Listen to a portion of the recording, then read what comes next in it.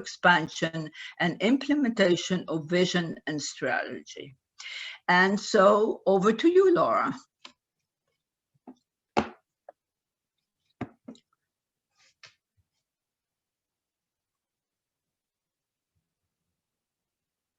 Can you unmute, Laura? We can hear you.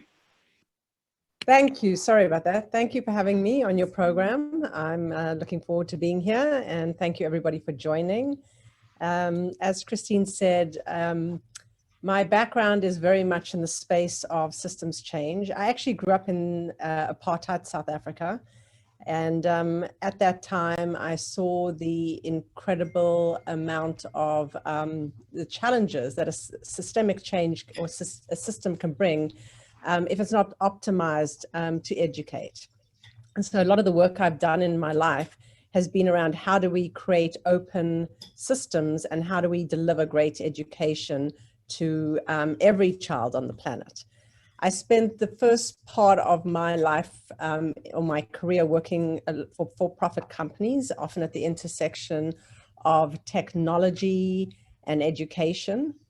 And in the last 15 years, and probably what I was best known for is about 15 years ago, I started the TEDx movement, TED, and I started working for TEDx. I started working on one of the TED prizes called Pangaea Day. Pangaea Day was a wish made by a filmmaker, you may know her, called Jahan Nujan, and her vision was to curate 4 hours of intense short movies that would change humans' perspectives on the world. And her job was to curate the movie, and my job was to raise some of the money and get communities around the world to show up, sort of like a Super Bowl of film watching around an intense 4 hours of documentaries. After we had delivered Pangaea Day, the CEO of TED asked me to stay on to try to help him work on how we could take the TED conference, which was a very small, highly produced conference, out into the world. We'd had many heads of state and CEOs show up at our door wanting TED to come to their country. And so I spent some time working on a strategy, which, having come out of the technology industry, having worked for Microsoft in the for-profit space and grown and taken public a series of consulting companies, I applied the values of the open source movement to this idea of a conference and developed a strategy around what became TEDx. And TEDx, for those of you who don't know, and I'm sure some people have participated in a TEDx or even run a TEDx, but TEDx was a free license that you were given. Anybody could start their own TEDx. And it was an event where you identified voices in your communities that were doing something interesting or different. And it was an opportunity to create an event that really highlighted local storytelling and innovation. And so I spent many years developing and building TEDx, building the platform to manage TEDx, building the framework for the 3,000 events that happen around the world now, as well as the billions of views that have been seen from the TEDx talks on the TED YouTube channel. And so TEDx was really the beginning of my venture into how do you create an open source system where the inputs from the community really drive the change we want to see in the world. When I left TED, I'd sort of really taken it as far as I could take it inside of the TED framework, that is the TEDx platform and structure. And I was really working on the notion of how do we create sustainable circular systems. The TEDx license was a free license, but the people who ran the TEDx were also volunteers. And so it was very difficult for them to make TEDx their life work. And I really believed that we could create a system whereby we could create a framework that generated both profit and purpose. And so I was recruited by Peter Diamandis at Singularity University. And they had a really rabid community of people around the world who believed in this narrative of exponential technology. And so I thought it'd be an interesting way to evolve this notion of how do we balance profit and purpose? And I built out a framework for them, for their volunteers, called chapters. There were about 160 chapters around the world. And then I was taking their consulting products around exponential technology into the world in a very decentralized way through my network of contacts that I had around the world that had helped me build TEDx, and from previous networks that I had built around the world. And so through the Singularity brand, I was able to build on this notion of how do you really build something where you can drive both profit and purpose. And for example, they had done one event in their entire history. I built a framework and a licensing model for their exponential events. And by year, we were doing 12 events a year around the world, generating revenue for Singularity, which would then go to drive some of the impact work that we wanted to do in the world. Ultimately, while I love technology and I love that narrative of exponential technology, the narrative for me and for my value system was quite narrow. And so I decided that, you know, I really wanted to continue to do this work in the world where I was building systemic systems that would allow for systemic change, but step back from Singularity and decided that if I was going to try and build what I spent some time building a platform for the Women's March, but if I was going to try and build what would be almost a fourth global network, that potentially I should do it from the ground up. And I connected with a series of individuals who had helped me build both Singularity in their parts of the world, as well as TEDx in their parts of the world at a very high level. And we started working on a strategy around a framework of how do we create a decentralized network of local partners that could design an educational platform that would allow us to create a new operating system for humanity. That wasn't about top-down change, but there was a combination of bottom-up and top-down change. And so through our year of strategizing, we ultimately, 2 years ago, launched Boma. Boma is a decentralized network of local partners that is driving these educational strategies around how do we better educate future leaders, and how do we intentionally and intelligently design a better future. And so we've been working on Boma, as I said, for 2 years. And the original vision of Boma was very much one of systems change around top-down and bottom-up change. We started off in 3 countries. We're now in 9 countries. And pre-COVID, what was exciting is that we had launched our Boma country partners in these 9 countries, and they were delivering these large-scale events around big global challenges. And these events, for example, we did one in New Zealand. They included all stakeholders. The one in New Zealand was on the future of food and food systems. And it was really about how do we bring everybody from the Minister of Agriculture to local regenerative farmers and tribal wisdom to high school students along with us in an environment that was really focused on next generation innovation. So we had innovation labs, and we were focused a lot on what happened after these events. And so we were doing a series of these around the world and some of the bigger global challenges. We did one in Germany on ethics, AI and the future of technology. And we did one for future leaders in France. And the second part of our Boma country partners products that they were delivering was around how corporate training. So we went into companies and we worked with them on both what they need to be and what they need to know and who they need to be future leaders. And we had our own bespoke curriculum and modules, but all this was being done in person. We were delivering it in person. And then finally, a week after Davos, we also launched our Boma community, which was a bottom-up change. And you can think of this a little bit like TEDx, but focused on innovation and action. And we launched it with a 3,000 person event in Paris. And we also did 100 Boma circles around the world, working on how do we really find that local sustainable innovation and impact. And we had prototyped some formulas on university campuses. And so Boma was a systems change network. And we were a year and a half in and things were going really well. And then a week after we launched our Boma community around innovation, COVID hit. And so it's been a really interesting experience. What we did straight away off the bat is we 3 weeks after the US shut down, we decided to show how agile we are. We had a partner in China, our Boma country partner in China, and we decided to do a round the world summit around what we could learn from each other, because in order to solve what we knew was a global problem, we needed all these local inputs, and we most certainly could learn from each other. And so we did 2 hours in every country. We actually landed up having 12 countries, so 24 hours of programming. We landed up in Palo Alto with Larry Brilliant, Peter Diamandis. Larry Brilliant is one of the top epidemiologists. And we had BuzzFeed and a whole lot of great sponsors, and it got a lot of visibility.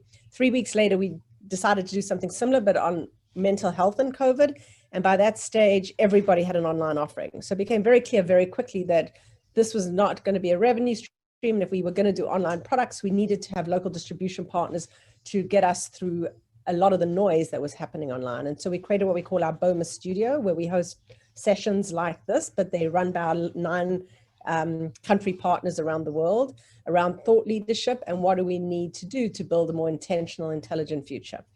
And so our Boma studio exists today for our digital space, and we really use it for brand building, thought leadership, and multiple local inputs around what do we have to do in this very complicated time. So, and then we started to focus on, well, how in COVID do we really create a business model that would sustain us through the next 2 years? Because, you know, when we projected out that in March that this was going to be at least a 2-year cycle. And so we started to migrate all our training around what you need to know and who you need to be online. And so, you know, I don't think I need to tell all of you, but it's been a very complicated time for everybody. And COVID has really magnified the weaknesses in our systems. It's shown us how much more vulnerable we are than we ever expected, and how much more connected we are than we ever imagined. And so we know that our leadership is having a really hard time navigating this disruption. And it's not only COVID, we layer on top of that climate change, geopolitical change, technology change, social change. And that's the reality our CEOs are facing this moment in. And so when we looked at, you know, our big grand vision from 2 years ago, we decided where we really needed to focus is how do we help leaders of today not only navigate this moment, but if we look to 2050, what kind of leaders do we really need in order to get us there? And what do they need to be learning to get there? And so, you know, 79% of CEOs right now are saying they're completely reevaluating their purpose. You know, we have $1 trillion in costs predicted to rise from inaction to climate change in the top Fortune 500 companies. You know, 50% of the world economy will be massively affected by automation in the next few years. And so it's really clear, in order to go from where we are today in the middle of COVID to where we need to be, we need a different kind of leader, but more importantly, we need to figure out how we train these leaders so that they step in and work on not only what they need to know, but who they need to be. And so I'll bring up a few slides. You know, Elaine, you can go to the, you can actually play the video, Elaine, because I think that'll set the mood for where we want to go with Boma.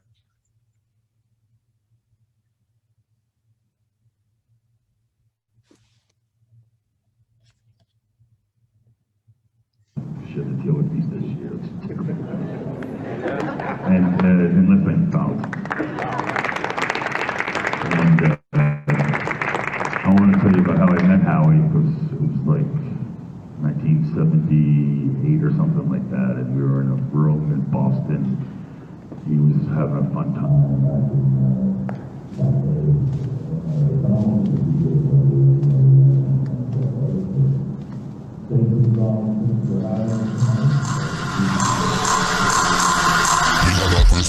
I coulda do them. Trouble and a bad and a frazzle them. You must see the novel them. I in the club and we a pop up all the back. Remember say them can't run in, cause we defend and we tackle.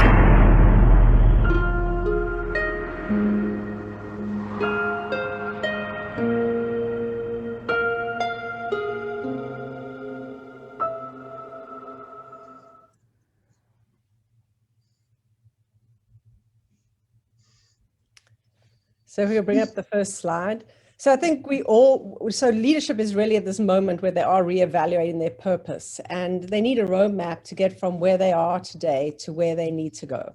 And so Boma is this decentralized educational company that is really creating a platform for future leaders around what they need to know and who they need to be to navigate through this very disruptive time.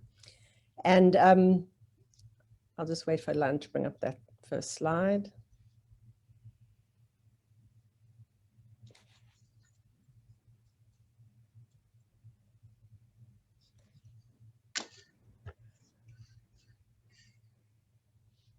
Sorry, Lan, next slide.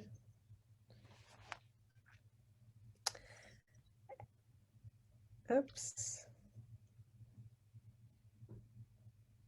Go to the very first slide. The very first slide. Sorry.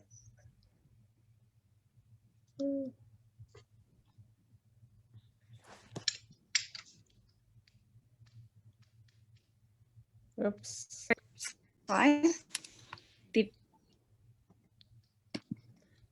Laura, you need to get your assistant to redo them because it was impossible to see anything from those No, slides. I know. She's gonna, if we could just bring up Ilan's slide. Just one slide at a time and let it stay on for a couple of I seconds and then understand. move Sorry, on. I think we had a bit of a glitch there. If we could just bring up slide number 7, please, Ilan.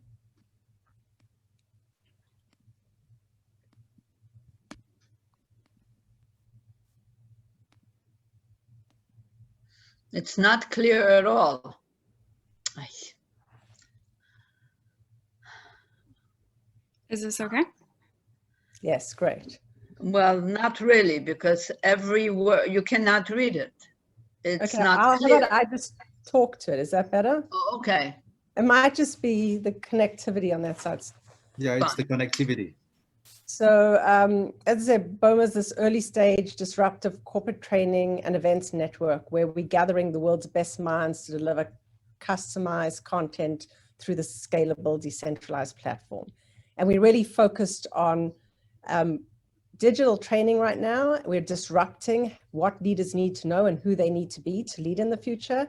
And we're doing this through our leadership programs, our customized corporate training, our workshops, and we have corporate clubs around the world. We also have digital summits and our digital studio, which I mentioned before.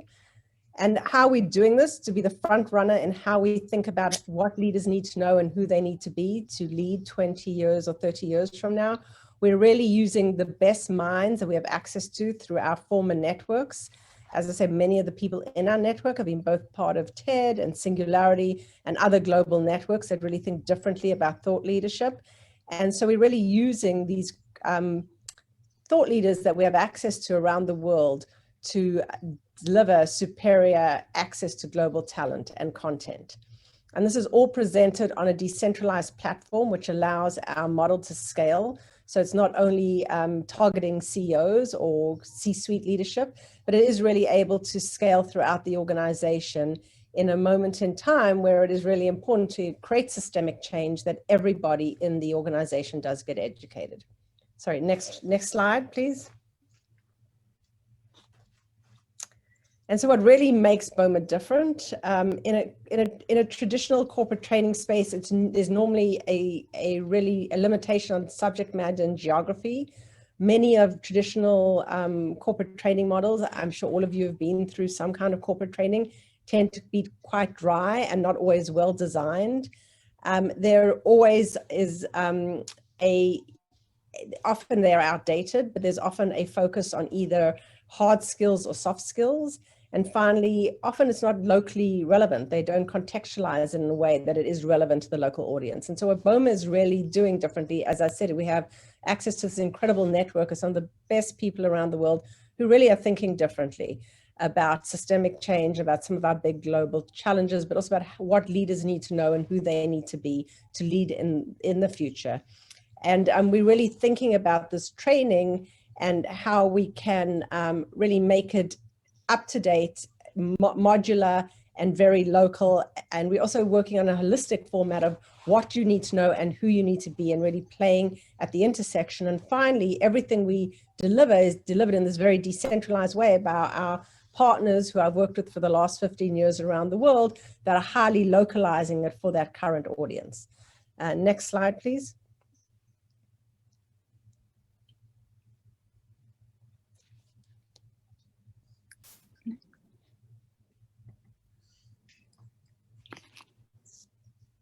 And so I touched a little bit on this earlier on, but many CEOs are saying that great corporate training or learning would be a game changer, and that they are at a point where they are reassessing their purpose. And so Boma is really focusing at this intersection for these leaders on both what they need to know and who they need to be in order to be a future forward-looking organization. And in addition to the what you need to know, which is the innovation, sustainability, global trends, and really how do we create companies that care about people, purpose, and profit, it's also about who you need to be. So as a leader, you need the courage to make those changes. You need to create a environment that is ethical. You need to have your leadership understand why they have to make the right ethical choices and why that is important to humanity in this moment in time. And they have to be compassionate. And so it's very much also about the building out the muscle to be a very different kind of leader in order to make the hard changes and not make the hard choices that we all know we need to make in order to drive a more sustainable future for humanity. Next slide. I touched on this as well. So we really are looking at our partners in our network. Each one of them has deep connections to amazing people around the planet. And what we're doing with our curriculum is really thinking about how we can take this expertise, these years of research and study of these key people, and download their thought leadership into these eminently trainable modules with impeccable focus on experience design. So when you come out of a Boma experience, it's like coming out of TED. You go, wow, I've learned so much and I cannot wait to go back in and learn more. And you're learning this from the best minds who have the ability to think really deeply about where we need to go as the future of humanity in all these different sectors. And so we're building out this library of modules that is, we create with our experts and thought leaders around the world, but they are digitally delivered through facilitators with, again, impeccable attention to experience design. So it's fun and interactive for the teams around the world that are taking these learning journeys. Next slide.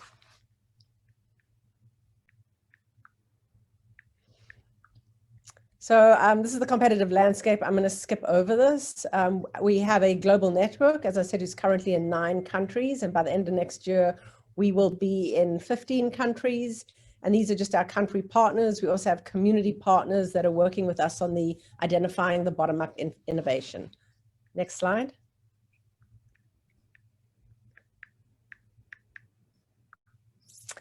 I have 3 founding partners. Each of these individuals comes out of a long history of entrepreneurship, and they've had successful exits. My partner Kyla has built successful training companies, but she also brought TEDx to New Zealand and Singularity to New Zealand, Australia. And Stefan and Michelle are both, Michelle has actually a background in computer science and engineering, and he has founded a lot of technology companies as well as created a platform called Le Chape Volet around local innovation. Next slide.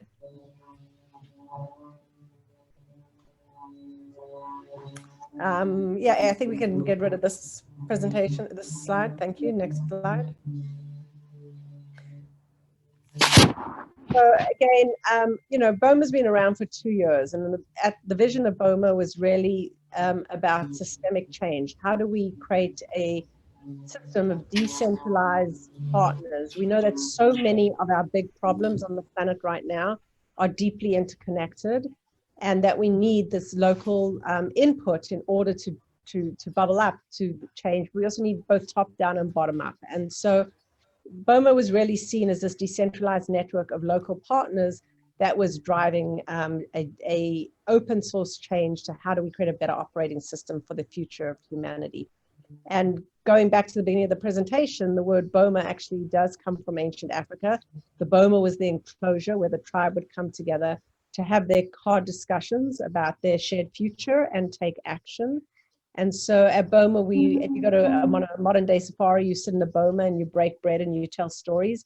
And we're really playing on this notion that the world needs new, agile, emergent circles coming together in order to drive a more intentional and intelligent future. And so the network was set up in this way that is a series of decentralized partners that are both country partners and community partners. And, you know, at the outset, we've done a series of large-scale events, as I mentioned, that are focused on big global challenges. We pivoted to do a series of online round the world events, as well as a Boma studio. And then where our real focus is right now is through COVID is focusing on how do we really create a large library of modules with some of the best minds on the planet that will make learning journeys not only completely compelling, but also really focus on future leadership and what they need to know and who they need to be in order to design the world that we all know we want. And so, you know, we're working with a lot of corporate partners already. We have clients like Capgemini and others who we're working on building out their digital training platforms. And we'll continue to work on building out our library of modules around the people that we really respect and who are thinking about some of these large global challenges and what it looks like to be a sort of responsible leader in the future. Next slide.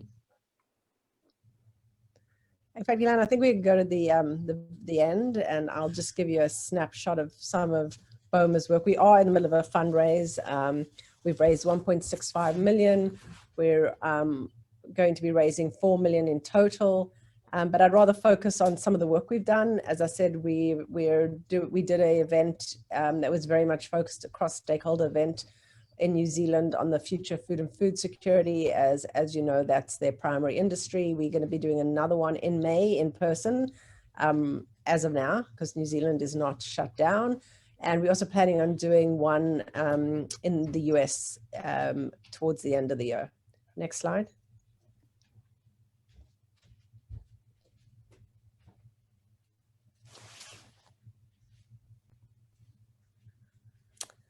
This was an event that we did in France for the top CEOs and corporate executives in France around, this was last summer, around how do we think about designing an inclusive, sustainable future. Next slide.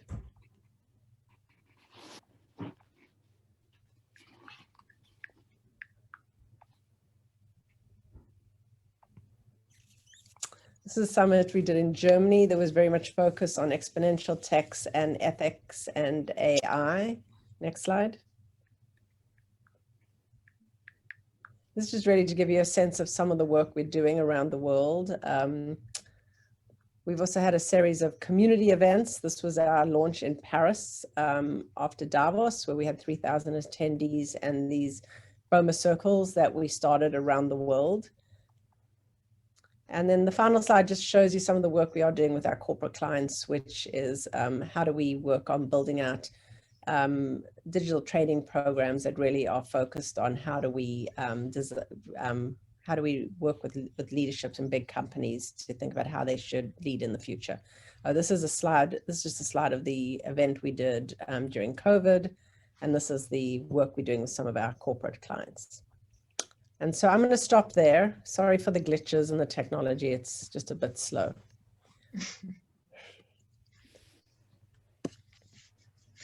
Well, all right, Laura, all I can tell you, it's very interesting. You seem to be having a tremendous influence all through the world. And my question was, how do you select the best minds that are going to influence the future development? Because this is something that I think all of us would like to know. How do you go through the selection process? You know very well that many people that are on the internet, they are basically interested in their own, who they are, rather than basically changing the world. Yeah, sure. So for starters, everybody in our network has spent a lot of time in the TED ecosystem, has spent a lot of time in the Singularity ecosystem, and it's also curated very credible, large-scale initiatives in each of their countries. So we have a good starting point where we have access and connections to some people who have already been pre-vetted by other organizations. We also have a selection criteria, and we have a whole series of selection criteria, including what they've published, you know, where they come from, making sure there's diversity and inclusion, and how are we selecting, as you know, in many cases, You know, if I look at a lot of the work some of my former employees have done, you know, you'll look at a lineup they doing an event, one of them was doing an event in Brazil in 6 weeks, and it was all men, right? And so we really try and pay attention to sort of this sortition-like perspective on how do we create real diversity within our speakers, but also how to make sure that they're credible. And then finally, what is the narrative they're putting out there in the world when it comes to the future of humanity? And is it one that we think will help design a more inclusive, a more transparent, a more ethical world? And so, you know, we did an event actually the last 3 days with Capgemini, and we had the wonderful Juan Enriquez, who just wrote a book on right and wrong. He was a part of that event. And he's really looking at technology and the evolution of technology and the ethics around the evolution of technology, right? And so that's an example of somebody we'd work with where we'd take their years of research and create modules that would then help inform some of the thought leadership as we roll this out inside of companies. Well, that's a very, very good start. The problem is it's so difficult to pick just the right people. And also, writing a book does not necessarily mean that you can go and teach people. Yeah, so the criteria of Juan is he's taught at MIT, he's taught at Harvard, he's written many books, he's talked on the TEDx. I mean, you can look at his resume. He has a very, so there are people like that in the world that have really I'm not questioning him, Laura. I'm just saying that writing books, oftentimes when you're in a university, it's publish or perish. So therefore you write a lot of stuff. And very little of it is really very relevant because you just write, and if you can write, you just go on. But that's very different from being able to teach and influence people. And I know because my work has always been in basically changing the behavior of people, particularly young people, because that's the future. So since I know the differentiate, that's why I was asking you, because I also noticed that you focused on New Zealand, Germany, and France, which are two very different populations, and they approach things very, very differently.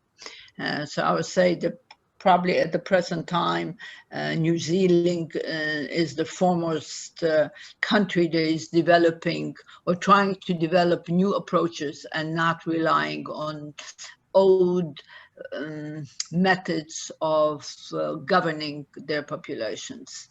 So yeah, I think you're right. I think it's really exciting because we have a Chinese partner, we have a partner in New Zealand, we have Germany, France, Brazil, Chile, and a couple of other countries. But I think what's exciting about New Zealand is you can rapid prototype things if you want access. Like, you know, we really wanted to create a series of initiatives that were cross-stakeholder. You can easily get access to the ministers and everybody throughout the ecosystem to show the possibility if you really have cross-stakeholder you know, conversations and drive different kinds of inputs through a cross-stakeholder approach. And so, which obviously is much more difficult to do in a big country. Yeah, actually we do have a member from New Zealand that's on our board or on. So I agree with you. We have another one of our board members, Richard Whiteford, that would like to ask a question. Richard, go right ahead. Yes, I would. I was wondering how you get these ideas from these special people, and I was quite impressed with some of your list of people. But how do you get that from their minds to the minds of the practitioners, particularly if practitioners are not all that willing to you know, think on modern terms, you know? Yeah, so I'll take the first part of the question is how do you get it there? So we have the person who did a lot of the work in both bringing TED and Singularity to New Zealand and Australia. His background is in curriculum development, but we're taking a very different approach where we really wanted to make it about the experience. And so, as I said, you want to feel like you went to a day at TED after you come out of one of these trainings that we putting people through. And so the how is we're creating these modules with these very compelling people that are also very credible, and then training people to deliver it. So it does scale in a way that otherwise wouldn't be possible, right? And the closest analogy I can make to that, although she does it in person, she doesn't do it digitally yet that I know, is Brene Brown, where Brene Brown had her, her curriculum on courage, and she trained trainers to deliver that in person, right? And so she scaled it that way. We're doing it digitally, not like she did it, but there are some similarities. And then you're right, we have to meet companies and practitioners and people where they are, right? We're not trying to, we have to meet them where they are on this curve of how do we, I was at Davos, many CEOs are now aware of where we have to go in order to drive a more inclusive, sustainable future. They don't all know how to get there. There isn't, and you put COVID on top of that, and there's so much disruption, and then there's all the cracks that we're seeing through COVID. And so, I think a lot of these CEOs are looking in this moment for solutions to help them navigate this moment, but also help educate their layer, the C-suite layer, and the permafrost and the layer underneath them. And so we are working with people who are open to this idea that the world is in a complicated place. We need we need a different kind of a perspective to drive big companies forward to create the sustainable future we need. And the companies that have a small crack open to allow and want to have that conversation and want to be educated differently, we will step into. And we will I'd be really interested in getting involved in this. I didn't see a website on your slides or anything like that. How does one get in touch with you? Yes, so I guess we can follow up after this. I'm putting our website in the chat. I'm Lara at, so you can just email me.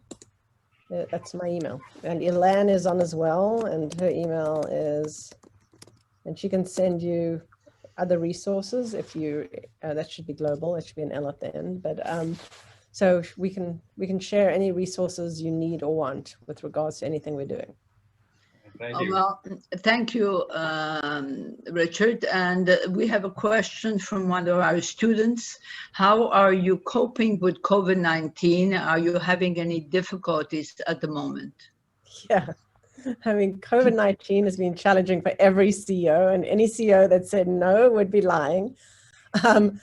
But as I say, the vision of Boma was this decentralized network of partners, and it was meant to be a systems change model where everything was being done in person. So we had these big events, cross-stakeholder, that would meet in person to drive innovation and change. We went into companies and we worked with them on, the future of leadership. And then we had this bottom-up model that was like TEDx, but for innovation. And overnight, everything shut down. You couldn't meet in person. And so, yes, it has been a huge challenge. And I think we've navigated it really well. I've had to let go of my big vision for now, which is hard for me because I like to think big, and I'm all about how do we build a better world, and putting me in any smaller box is not who I am, but I'm working on it. And so the focus is we've moved all our corporate training to a digital platform. We're building out this new library of modules with people we've worked with who we respect. And we've got some great clients. And so we're moving forward. I'm also fundraising, which my background is not my background. And so fundraising over Zoom has been hugely challenging to the degree that there are days where I do feel like I just want to give up. But other than that, everything's good. But it is challenging. It is COVID. And also I'll add the caveat that as a female founder, 3% of money raised in the US goes to women.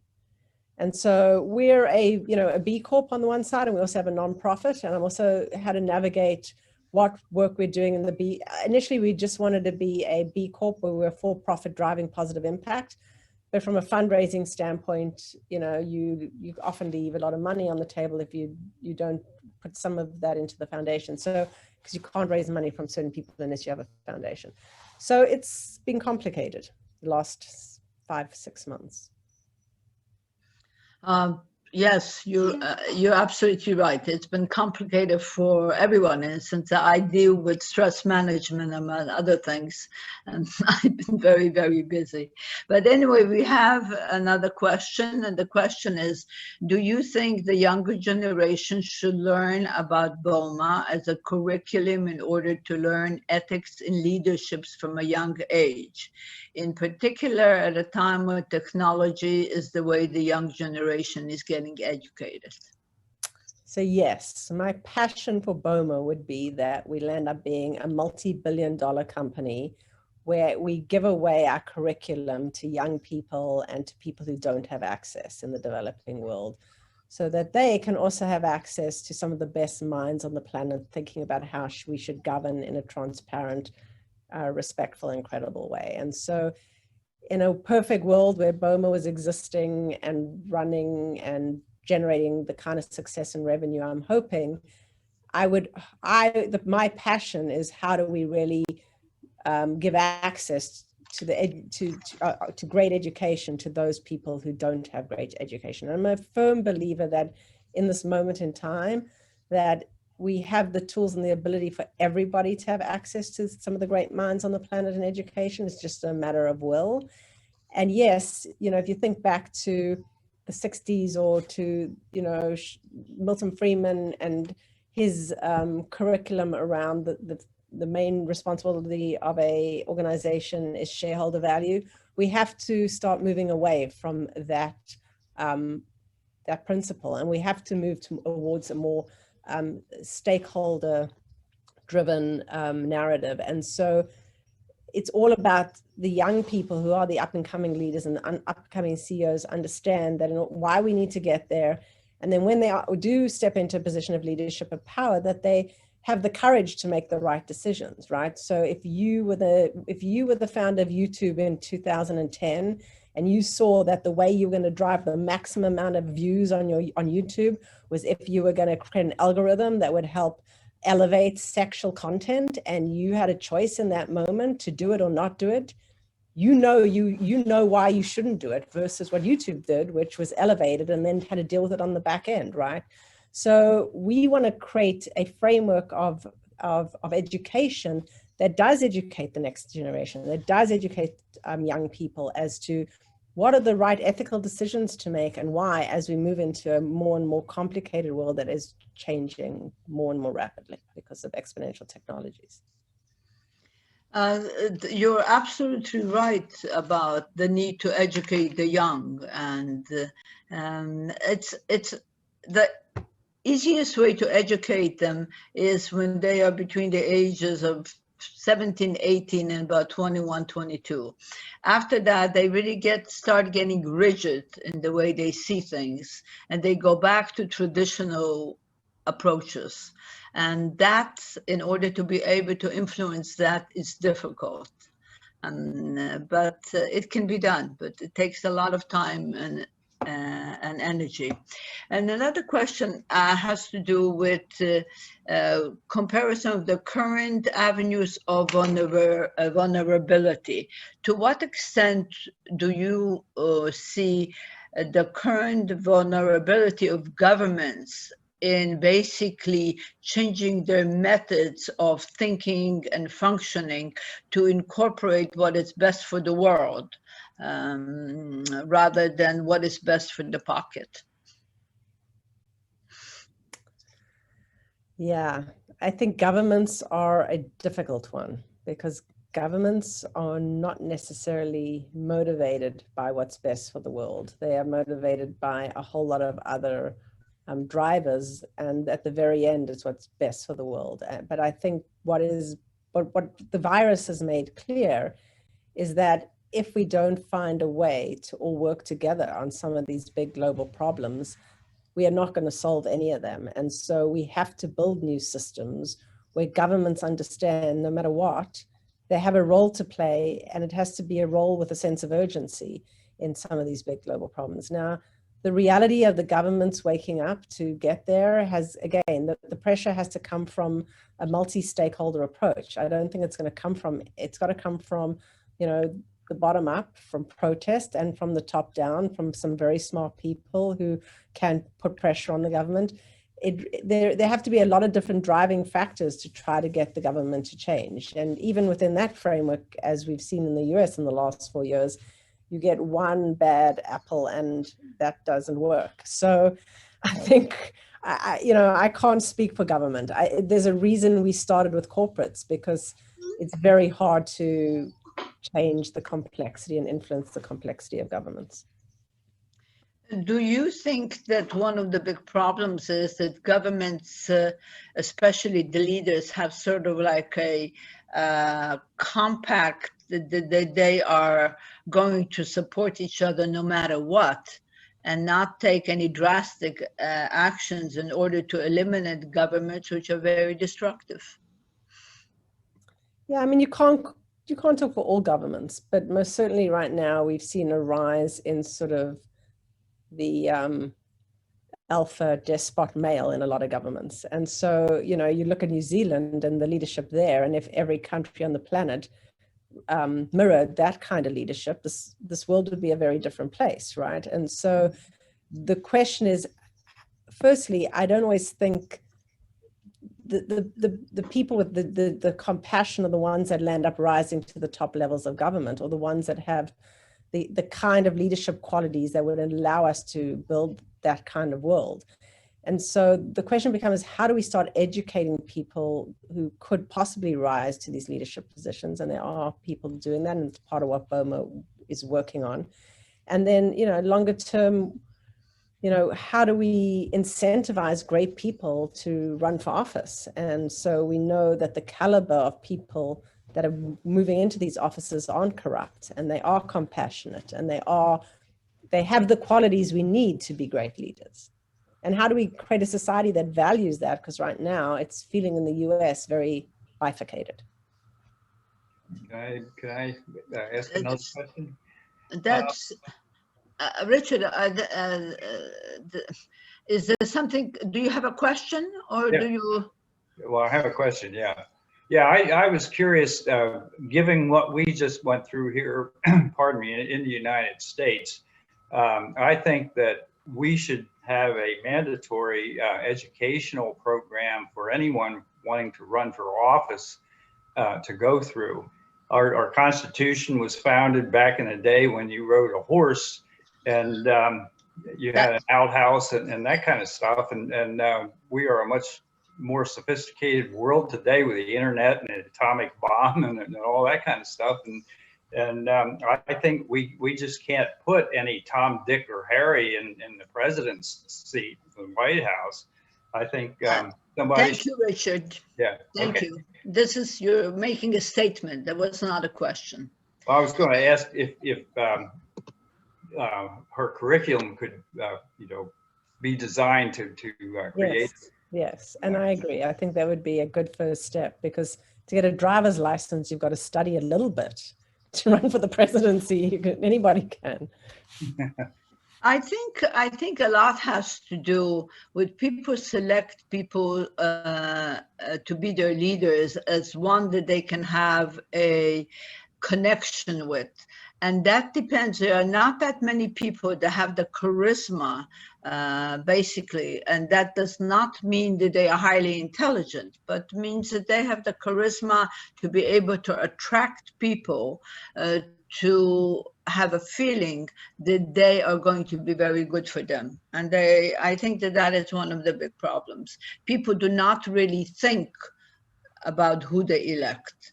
And this is evident, or they are afraid of electing somebody because of their own fears. And that's particularly evident what we saw in Belarus.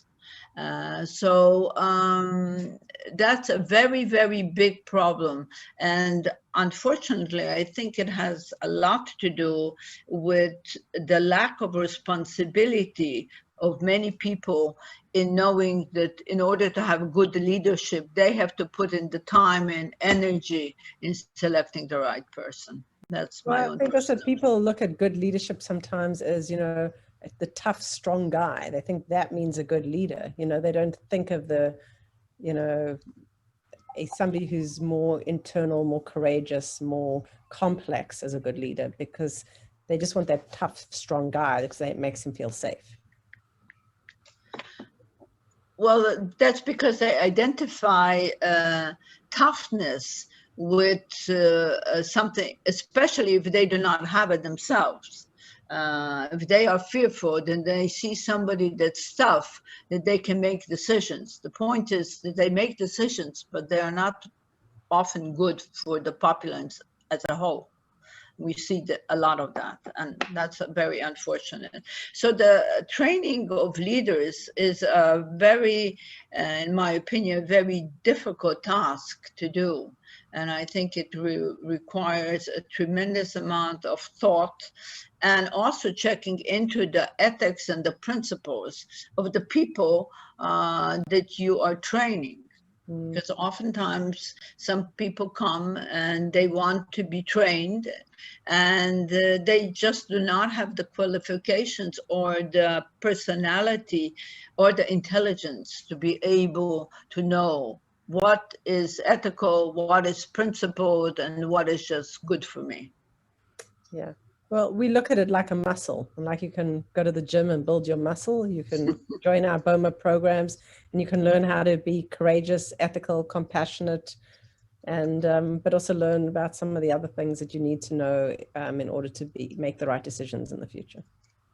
Well, all I can tell you that it's your Boma program really sounds, if you are going to be able to expand it throughout the world, I think it could be extremely beneficial, because you do seem to focus on the right requirements in building new leadership. So thank you very much for being with us. Thank you for having me. And sorry about the glitches, but as I said, I'm stuck in London. Everybody's all over the place right now. So don't worry about it. I'm sure that you will be able to fix it. But luckily, you were able to elucidate on your technology problems easily enough so that everybody could understand what you really meant. And that's what's most important. So thank you very much for being with us. And thank wish you. you Nice the meeting best of luck. everybody. Thanks for having me. It's a pleasure. And to the rest of you, thank you for being here. Please don't forget to continue sending your questions, and we will answer them when we can. We are now taking a holiday break, and our next session is going to be on January 20th. So very happy holidays, Merry Christmas, and whatever you're celebrating, and have a wonderful new year, and we'll see you in 2021. Thank you very much.